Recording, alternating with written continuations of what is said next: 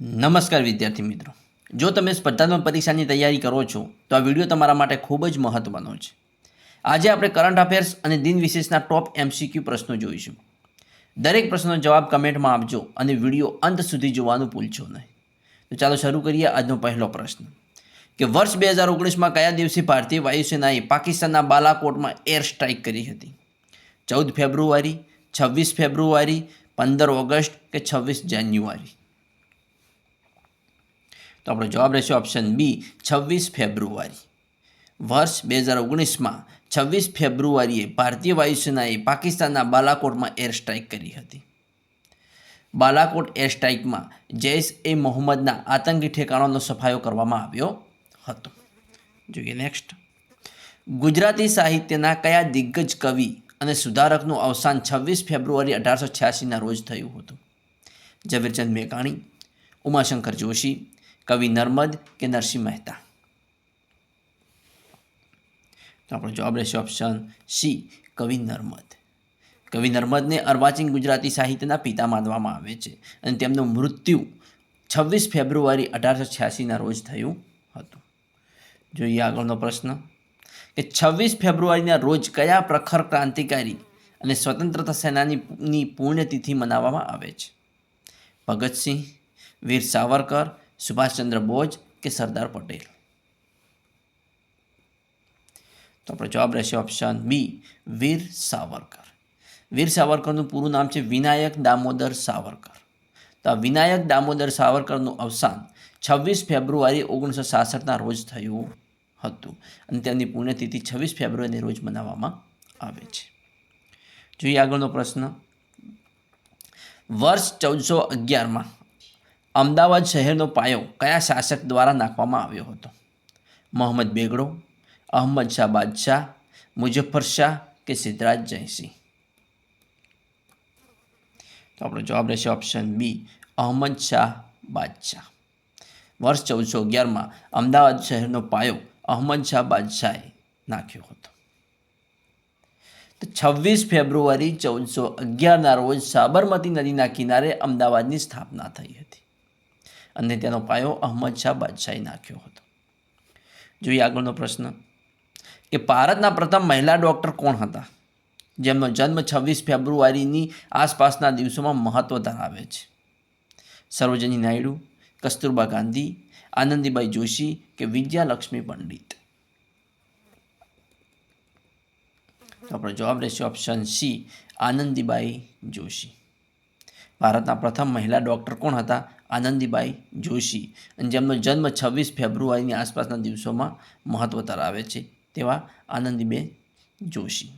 તેઓ પશ્ચિમી દવામાં ડિગ્રી મેળવનાર પ્રથમ ભારતીય મહિલા ડૉક્ટર હતા. જોઈએ આગળ કે વિશ્વ ટકાઉ ઉર્જા દિવસ ક્યારે ઉજવવામાં આવે છે? વિશ્વ ટકાઉ ઉર્જા દિવસ ક્યારે મનાવવામાં આવે છે? 24 ફેબ્રુઆરી, 25 ફેબ્રુઆરી, 26 ફેબ્રુઆરી કે 27 ફેબ્રુઆરી?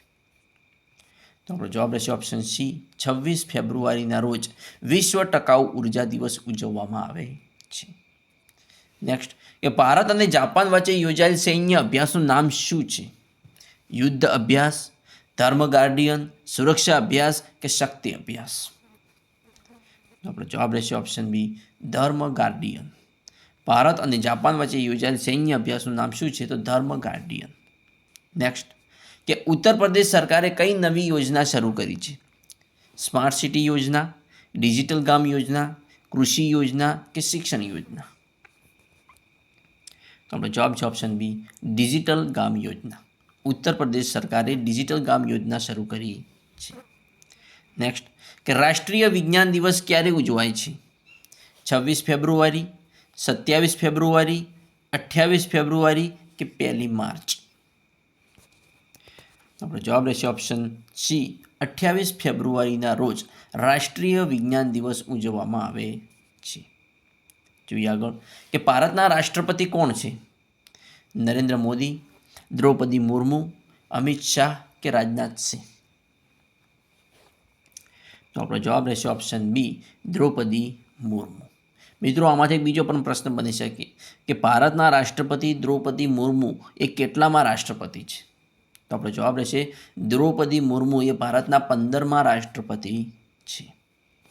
જોઈએ આગળનો પ્રશ્ન કે ભારતના વડાપ્રધાન કોણ છે?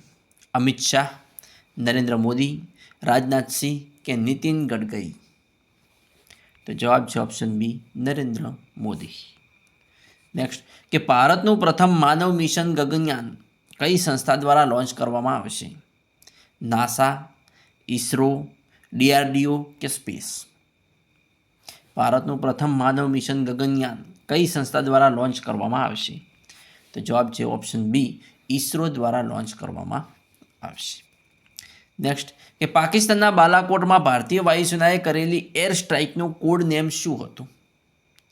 ઓપરેશન વિજય, ઓપરેશન શક્તિ, ઓપરેશન બંદર કે ઓપરેશન સફેદ સાગર?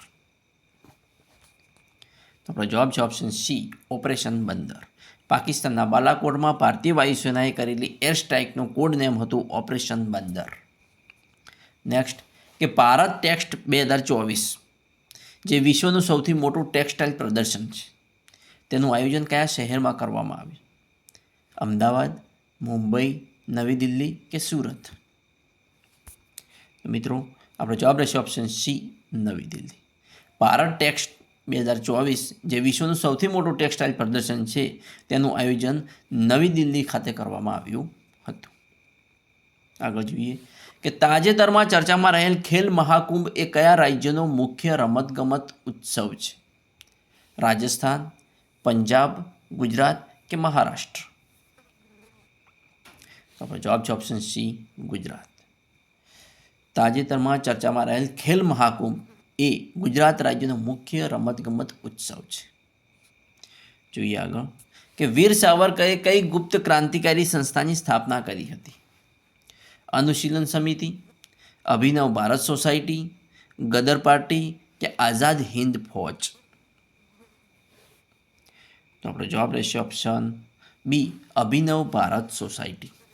વીર સાવરકરે અભિનવ ભારત સોસાયટી નામની સંસ્થાની સ્થાપના કરી હતી. વિદ્યાર્થી મિત્રો, જો તમને મારો વિડીયો પસંદ આવ્યો હોય અને આવતીકાલનો નેક્સ્ટ આવો વિડીયો જોવો હોય તો મારી ચેનલને સબસ્ક્રાઈબ કરી લેજો, કારણ કે સબસ્ક્રાઈબ કરી ચેનલમાં મારો વિડીયો તમને સૌપ્રથમ જોવા મળશે. Thanks for watching my video.